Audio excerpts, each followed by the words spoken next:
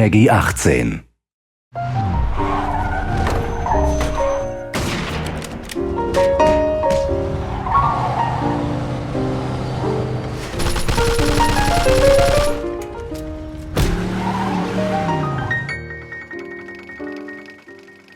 At its core, Mafia 2 is a third-person action crime game. It has all the exciting car chases, all the gunfights and all the melee combat that you'd expect from a game like this. Our target kind of experience was very much things like Goodfellas, Godfather, very kind of adult movies with very serious themes. And for that to happen, we needed the game world to be realistic.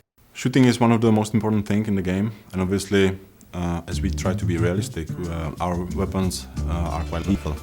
We really wanted to feel like deadly combat. What we don't want is the player sort of rushing enemies and doing things like that, you know. You can only take 2 or 3 shots before you actually die. If someone shoots at you, the first instinct is to get behind some cover. It really feeds into that intense feeling that we really want from the gun combat experience. We spent a lot of time and effort on the cover system because the player will spend a lot of time using it. But you have to be careful because the cover can often be easily destroyed. So if you're hiding behind a fence and it starts to disintegrate, it's time to move elsewhere. This destructibility was a big thing for us. We wanted to fill the whole city with a massive number of destructible objects, so the player felt that they could pretty much destroy anything.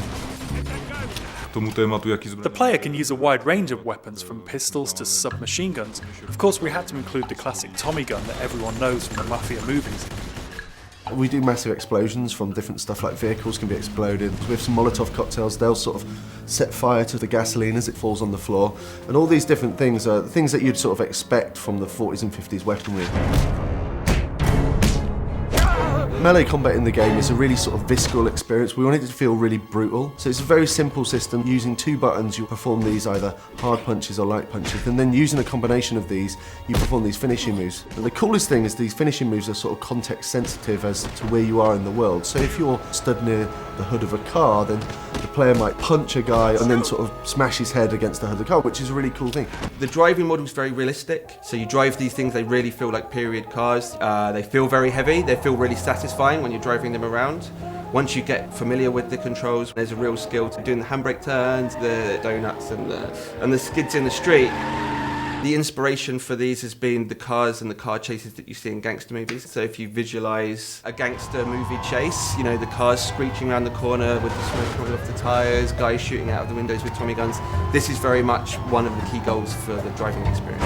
We've got like a few features in the game which allow the player to sort of like personalise their vehicle. In the body shops you can customise the car a fair deal. You choose the car that you like the best. You know, I'm going to choose to take this car on the mission because it's better than every other car in the city. I think that's a pretty cool decision to make. Our gameplay is great. We've got shooting, car chasing, everything a game needs, but we also need to link it to the story to create a believable game.